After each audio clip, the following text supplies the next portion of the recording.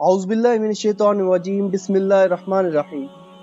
Story line info دیکھنے والوں کو محمد اظہر کا سلام۔ ایرانیوں کی جانب سے کسی قدر اطمینان ہو چکا اور امید نہ تھی کہ اب جلد وہ مدینہ منورہ پر فوج کشی کے خواب دیکھیں گے، تو اب سب سے مقدم اور سب سے زیادہ اہم ملک شام کا انتظام اور اس طرف سے رومی و غسانی خطرات کی روک تھام تھی۔ ہرقل نے اسلامی لشکر کی حدود شام میں موجود ہونے کی خبر سن کر اول سرحدی قبائل اور سرحدی رویسا کو مقابلے کے لیے ابھارا، لیکن جب یہ چھوٹے چھوٹے رئیس اور عرب مستنصرہ کے قبائل اسلامی لشکر کے مقابلے میں مغلوب ہوتے گئے تو قیصر روم ہرقل نے ہامون نامی رومی کو لشکر عظیم کے ساتھ آگے بڑھایا۔ جب عیسائی اور اسلامی فوجوں کا مقابلہ ہوا تو ہامون کے لشکر کو شکست ہوئی۔ اس شکست کا حال سن کر ہرقل خود سلطنت قسطنطنیہ سے روانہ ہو کر ملک شام میں آیا اور تمام فوجوں کو جمع کر کر لڑائی کا اہتمام اس نے براہ راست اپنے ہاتھوں میں لیا۔ خالد بن ولید رضی اللہ عنہ کے خط سے یہ تمام کیفیت صدیق اکبر رضی اللہ عنہ کو معلوم ہوئی، جس کا ان کو پہلے سے اندازہ تھا۔ اتفاقاً جس روز یہ خط مدینہ منورہ میں پہنچا، اسی روز اکرمہ بن ابی جہل رضی اللہ عنہ اپنی مہم سے فارغ ہو کر مدینے میں پہنچے۔ ساتھ ہی ملک کے ہر حصے سے لڑائی کے لیے آمادہ اور جہاد فی سبیل اللہ کے لیے تیار ہو کر قبائل آنا شروع ہوئے۔ صدیق اکبر رضی اللہ عنہ نے اکرمہ بن ابی جہل رضی اللہ عنہ کو فوراً خالد بن ولید رضی اللہ عنہ کی طرف روانہ کر دیا۔ ان کے بعد عمر بن العاص رضی اللہ عنہ کو ایک لشکر دے کر روانہ کیا کہ خالد بن ولید رضی اللہ عنہ اور ان کے ہمراہیوں کو ساتھ لیے ہوئے فلسطین کے راستے سے حملہ آور ہوں۔ ان کے بعد آئے ہوئے قبائل کی ایک فوج مرتب کر کر یزید بن ابی سفیان رضی اللہ عنہ کو سردار بنا کر روانہ کیا اور حکم دیا کہ تم دمشق کی طرف حملہ آور ہو۔ پھر ایک اور فوج ترتیب دے کر اس کا سردار ابو عبیدہ بن الجراح رضی اللہ عنہ کو بنایا اور حکم دیا کہ تم حمص کی جانب سے جا کر حملہ کرو۔ اسی عرصے میں شرجیل بن حسنہ رضی اللہ عنہ عراق کی طرف سے مدینہ منورہ میں تشریف لائے۔ صدیق اکبر رضی اللہ عنہ نے ایک اور لشکر مرتب فرما کر اس کا سردار شرجیل بن حسنہ رضی اللہ عنہ کو مقرر فرمایا اور حکم دیا کہ تم اردن کی جانب سے حملہ کرو۔ اس طرح صدیق اکبر رضی اللہ عنہ نے 4 لشکر مرتب فرما کر 4 مختلف راستوں سے ماہ محرم سن 13 ہجری میں روانہ کیے۔ جب یہ چاروں لشکر حدود شام میں پہنچے اور ہرقل کو اس کی اطلاع ملی کہ عربوں نے 4 حصوں میں منقسم ہو کر 4 مقامات پر حملہ آوری کا قصد کیا ہے، تو اس نے بھی اپنے 4 سپہ سالاروں کو 4 عظیم الشان لشکر دے کر الگ الگ روانہ کیا۔ ہرقل نے اپنے 4 سرداروں کے ماتحت کل 2,40,000 فوج مسلمانوں کے مقابلے کی غرض سے روانہ کی، حالانکہ مسلمانوں کے 4 لشکر کا مجموعہ 30,000 کے قریب تھا۔ اس سے بخوبی اندازہ ہو سکتا ہے کہ ہرقل نے کیسی زبردست تیاریاں مسلمانوں کے احتصال کے لیے پہلے سے کر رکھی تھی، لیکن اس میں کچھ شک نہیں کہ خود ہرقل اپنی ذات سے اس بات کا خواہش مند نہ تھا کہ مسلمانوں سے لڑے۔ وہ تو لڑائی کو ٹالنا اور جہاں تک ممکن ہو مسلمانوں سے بے تعلق رہنا چاہتا تھا، لیکن اس کے تمام درباری، تمام امراء، تمام سرداران فوج اور تمام صوبیدار ہمتن آمادہ اور مستعد تھے کہ ملک عرب پر حملہ کیا جائے۔ اس مطلب کو ان الفاظوں میں بھی ادا کیا جا سکتا ہے کہ ہرقل تو لڑائی پر آمادہ نہ تھا، مگر رومی گورنمنٹ پورے طور پر آمادہ اور مستعد تھی، لہٰذا ہرقل کو رومی گورنمنٹ کا بادشاہ ہونے کی حیثیت سے ہر ایک اہتمام ایک ہوشیار اور تجربہ کار کی طرح کرنا پڑتا تھا۔ مسلمان سردار اگرچہ ایک دوسرے سے جدا سفر کرتے تھے، لیکن صدیق اکبر رضی اللہ عنہ کے مطابق ایک دوسرے کے حالات سے باخبر اور آپس میں سلسلہ پیام رسانی کو قائم رکھے ہوئے تھے۔ جب حدود شام میں داخل ہونے کے بعد ان کو معلوم ہوا کہ ہر لشکر کے مقابلے پر اس سے 8 گنا رومی فوج جو ہر طرح کیل کانٹے سے لیس ہے آ رہی ہے، تو ایک طرف تو صدیق اکبر رضی اللہ عنہ کو اس کی اطلاع دی اور دوسری طرف انہوں نے مناسب سمجھا کہ ہم کو ایک جگہ متحد ہو کر مقابلہ کرنا چاہیے۔ اتفاق کی بات ہے کہ ادھر 4 سردار اپنی اپنی فوجوں کو لیے ہوئے ایک جگہ یرموک میں جمع ہوئے۔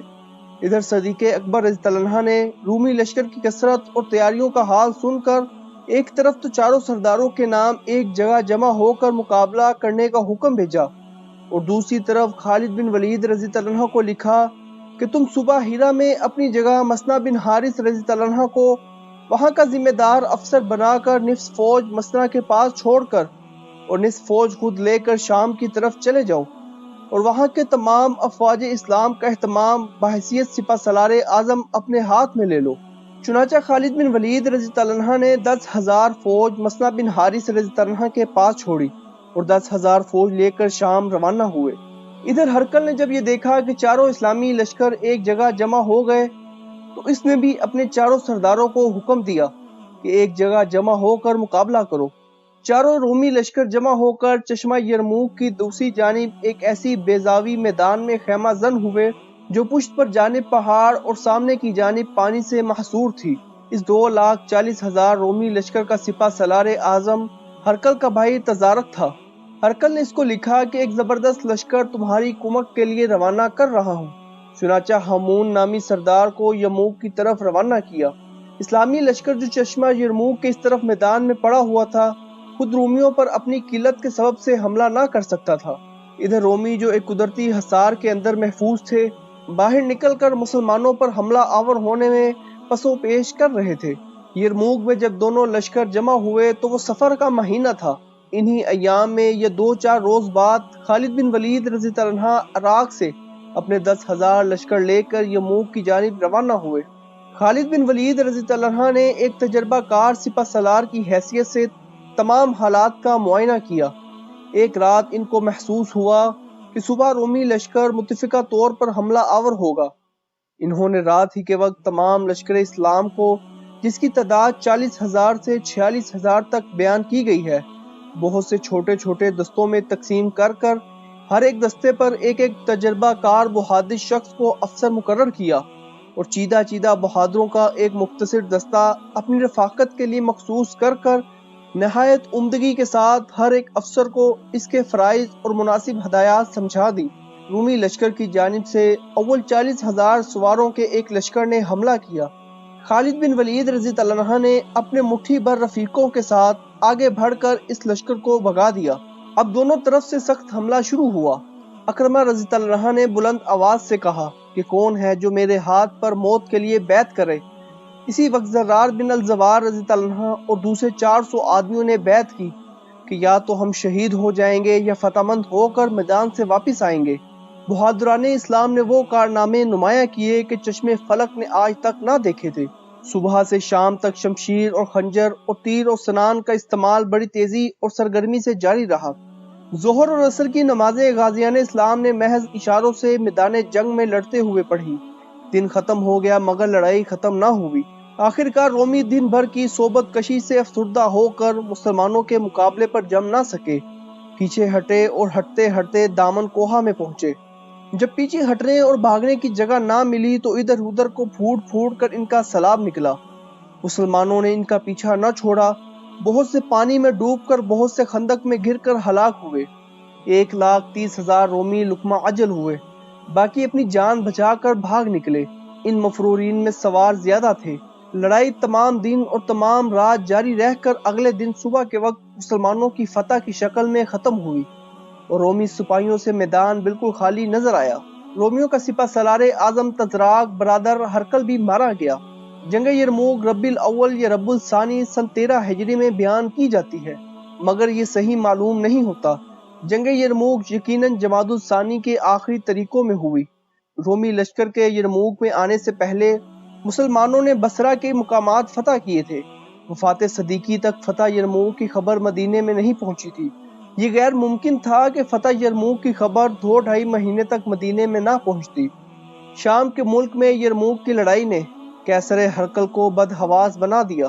جب یرموک کے بھاگے ہوئے سپاہی حمز میں ہرقل کے پاس پہنچے جہاں وہ نتیجہ جنگ کا انتظار کر رہا تھا تو وہ اپنے کئی لاکھ اہن پوش لشکر کا مٹھی بھر مسلمانوں کے ہاتھوں سے تہس نہس ہونا سن کر حیران رہ گیا اور فوراً حمص سے روانہ ہو کر کسی دوسرے مقام کی طرف چل دیا۔ جاتے ہوئے یہ حکم دیا کہ دمشق اور حمص کو اچھی طرح قلعہ بند اور مضبوط کر لیا جائے۔ مسلمان یرموک سے بڑھ کر دمشق کا محاصرہ کر چکے تھے۔ شام کے ملک پر گویا مسلمان قابض اور متصرف ہو ہی چکے تھے یا ہونے ہی والے تھے۔ ہرقل کی کمر یرموک میں ٹوٹ چکی تھی اور اب بجائے اس کے کہ رومی عرب کی طرف نظر اٹھا کر دیکھتے ان کی نگاہوں میں خود اپنی موت اور ہلاکت پھرنے لگی تھی۔ اسی طرح عراق کا زرخیز اور وسیع حصہ مسلمانوں کے قبضے میں آ چکا تھا۔ شروع ماہ جمادی الثانی سن 13 ہجری میں ابو بکر صدیق رضی اللہ عنہ بخار میں مبتلا ہوئے۔ 15 روز برابر شدت کا بخار رہا۔ جب آپ کو یقین ہوا کہ وقت آخر آ پہنچا تو آپ نے سب سے پہلے عبد الرحمن بن عوف رضی اللہ عنہ کو بلا کر خلافت کے متعلق مشورہ کیا۔ عبد الرحمن بن عوف رضی اللہ عنہ سے آپ نے فرمایا کہ عمر کی بابت تمہارا کیا خیال ہے؟ انہوں نے کہا کہ عمر کے مزاج میں سخت گیری زیادہ ہے۔ آپ نے فرمایا کہ عمر کی سختی کا سبب صرف یہ ہے کہ میں نرم طبیعت رکھتا تھا۔ میں نے خود اندازہ کر لیا کہ جس معاملے میں میں نرمی اختیار کرتا تھا اس میں عمر کی رائے سختی کی جانب مائل نظر آتی تھی، لیکن جن معاملات میں نے سختی سے کام لیا ان میں عمر ہمیشہ نرمی کا پہلو اختیار کرتے تھے۔ میرا خیال ہے کہ خلافت ان کو ضرور نرم دل اور متعدل بنا دے گی۔ اس کے بعد آپ نے عثمان غنی رضی اللہ عنہ کو بلا کر یہی سوال کیا۔ انہوں نے جواب دیا کہ عمر کا بطن ان کے ظاہر سے اچھا ہے اور ہم میں سے کوئی ان کے مرتبے کو نہیں پہنچ سکتا۔ پھر آپ نے علی رضی اللہ عنہ کو بلا کر یہی سوال کیا۔ انہوں نے بھی یہی جواب دیا جو عثمان غنی رضی اللہ عنہ دے چکے تھے۔ اس کے بعد طلحہ رضی اللہ عنہ تشریف لے آئے۔ آپ نے ان کے سامنے بھی فرمایا کہ میرا ارادہ ہے کہ میں اپنے بعد عمر کو مسلمانوں کا خلیفہ مقرر کر جاؤں۔ طلحہ رضی اللہ عنہ نے کہا کہ آپ اللہ تعالیٰ کو کیا جواب دیں گے کہ آپ نے لوگوں کے ساتھ کیسا معاملہ کیا؟ یہ سن کر آپ نے فرمایا کہ مجھ کو اٹھا کر بٹھا دو۔ چنانچہ آپ کو بٹھایا گیا۔ آپ نے فرمایا کہ میں اللہ تعالیٰ کو جواب دوں گا کہ میں نے تیری مخلوق پر تیری مخلوق کے بہترین شخص کو خلیفہ مقرر کیا۔ یہ سن کر طلحہ خاموش ہو رہے اور پھر آپ نے عثمان غنی رضی اللہ عنہ کو بلا کر وصیت نامہ لکھنے کا حکم دیا۔ جب یہ تحریر لکھی جا چکی تو آپ نے حکم دیا کہ لوگوں کو پڑھ کر سنا دو۔ یہ تحریر اور وصیت وغیرہ کی کارروائی 22 جمادی الثانی سن 13 ہجری بروز 2 شنب عمل میں آئی۔ 22 اور 23 جمادی الثانی کے درمیانی شب میں جو شب سہ شرب تھی بعد مغرب بعمر 63 سال آپ کا انتقال ہوا اور عشاء سے پہلے آپ دفن کر دیے گئے۔ 2.25 سال آپ نے خلافت کی۔ مکے کے عامل عطا بن اسید رضی اللہ عنہ نے بھی مکے میں اسی روز انتقال کیا جس روز ابو بکر صدیق رضی اللہ عنہ نے عمر رضی اللہ عنہ کی خلافت کے لیے تحریر لکھوائی تھی اور مسلمانوں کو اس کی اطلاع دی۔ وہ صدیق اکبر کی زندگی کا آخری دن تھا۔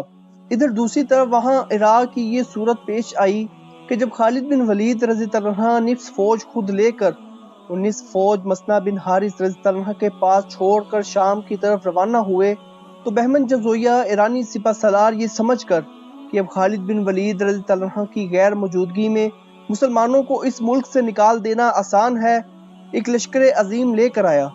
مثنہ بن حارث رضی اللہ عنہ نے ہیرا سے چل کر بابل کے قریب اس ایرانی لشکر کا استقبال کیا۔ جنگ عظیم برپا ہوئی۔ بڑے کشت و خون کے بعد ایرانیوں کو شکست فاش نصیب ہوئی۔ مثنہ بن حارث رضی اللہ عنہ نے مدائن کے قریب تک ایرانیوں کا تعاقب کیا اور پھر ہیرا واپس چلے آئے۔ اس شکست کے بعد ایرانیوں نے اپنی اندرونی جھگڑوں کو ملتوی کر کر اور ایرانی سپہ سالاروں اور وزیروں نے اپنی رکاوٹوں کو فراموش کر کر اثر و نو تیاریاں شروع کی۔ تمام ملک اور صوبوں میں زندگی، جوش اور ہمت کی لہر دوڑ گئی۔ ایرانی قبائل اور رؤسائے ملک سب مسلمانوں کے خلاف میدان جنگ میں جانے اور لڑنے مرانے پر مستعد ہو گئے۔ مثنہ رضی اللہ عنہ نے جب ایرانیوں کی جنگی سرگرمیوں کے حالات سنے تو ان کو اپنی قلت فوج کے تصور سے پریشانی ہوئی، لہٰذا وہ بشیر بن خثام رضی اللہ عنہ کو اپنی جگہ مقرر کر کر خود مدینے کی طرف روانہ ہوئے تاکہ خلیفہ رسول اللہ صلی اللہ علیہ وآلہ وسلم کو زبانی تمام حالات سنائیں اور اس موقع کی اہمیت اور نزاکت سمجھائیں۔ مثنہ رضی اللہ عنہ جب مدینے میں پہنچے تو صدیق اکبر کی زندگی کے صرف چند گھنٹے باقی تھے۔ انہوں نے مثنہ رضی اللہ عنہ سے تمام حالات سنے اور عمر فاروق سے فرمایا کہ تم مثنہ کے ساتھ فوج جمع کر کر ضرور اور جلد روانہ کرنا۔ 23 جمادی الثانی سن 13 ہجری بروز 6 شنب مدینہ منورہ میں تمام مسلمانوں نے با اختلاف فاروق اعظم رضی اللہ عنہ کے ہاتھ پر بیعت کی۔ 22 جمادی الثانی سن 13 ہجری بروز 2 شنب مثنہ بن حارث رضی اللہ عنہ کے آنے اور حالات سنانے کے بعد ابو بکر صدیق رضی اللہ عنہ نے عمر فاروق کو بلا کر جو حکم دیا تھا اس کے الفاظ یہ تھے کہ مجھ کو قوی امید ہے کہ میں آج ہی مر جاؤں گا، بس میرے مرنے کے بعد تم کل کا دن ختم ہونے سے پہلے پہلے بسنہ کے ساتھ لوگوں کو لڑائی پر روانہ کر دینا۔ تم کو کوئی مصیبت تمہارے دینی کام اور حکم الہی سے غافل نہ کرنے پائے۔ تم نے دیکھا ہے کہ میں نے نبی اکرم صلی اللہ علیہ وآلہ وسلم کی وفات کے بعد کیا کیا تھا، حالانکہ یہی سب سے بڑی مصیبت تھی۔ جب اہل شام پر فتح حاصل ہو جائے تو اہل عراق کو عراق کی طرف واپس بھیج دینا، کیونکہ اہل عراق ہی کے کاموں کو خوب سر انجام دے سکتے ہیں اور عراق ہی میں ان کا دل خوب لگا ہوا ہے۔ فاروق اعظم رضی اللہ عنہ نے بیعت خلافت دینے کے بعد لوگوں کو جہاد کی ترغیب دی، مہاجرین اور انصار کو خاص طور پر مخاطب کر کر جہاد فی سبیل اللہ کے لیے پکارا۔ لہٰذا عمر فاروق رضی اللہ عنہ نے ایک لشکر ترتیب دیا جس کا سردار ابو عبیدہ بن المسعود رضی اللہ عنہ کو بنا کر مسنع بن حارث رضی اللہ عنہ کے ہمراہ عراق کی جانب روانہ کیا۔ عمر فاروق نے خلیفہ مقرر ہونے کے بعد جو قابل تذکرہ جنگی انتظامات کیے، ان میں سب سے پہلا کام یہ تھا کہ خالد بن ولید رضی اللہ عنہ کو افواج شام کے اعلیٰ سپہ سالاری سے معزول کر کر ابو عبیدہ بن الجراح رضی اللہ عنہ کو ملک شام کی اسلامی فوج کا سپہ سالار اعظم بنایا۔ دوسرا کام فاروق اعظم رضی اللہ عنہ کا یہ تھا کہ انہوں نے ابو عبیدہ بن مسعود رضی اللہ عنہ کو ایک فوج کے ساتھ عراق کی جانب روانہ کیا اور ان کو ملک عراق کے تمام اسلامی فوج کا سپہ سالار اعظم مقرر کیا۔ ابو عبیدہ بن مسعود رضی اللہ عنہ کے روانہ کرنے کے بعد تیسرا کام فاروق اعظم کا یہ تھا کہ یالی بن امیہ رضی اللہ عنہ کو ملک یمن کی جانب روانہ کیا کہ نبی اکرم صلی اللہ علیہ وآلہ وسلم کی اس آخری وصیت کو پورا کریں کہ ملک عرب میں مسلمانوں کے سوا کوئی یہودی کوئی نصرانی نہ رہنے پائے۔ چونکہ مسلمان صدیق اکبر رضی اللہ عنہ کی خلافت کے سوا 2 برس دوسرے امور میں مصروف رہے، اسی لیے وصیت نبوی صلی اللہ علیہ وآلہ وسلم کو پورا کرنے کا انہیں موقع نہ ملا۔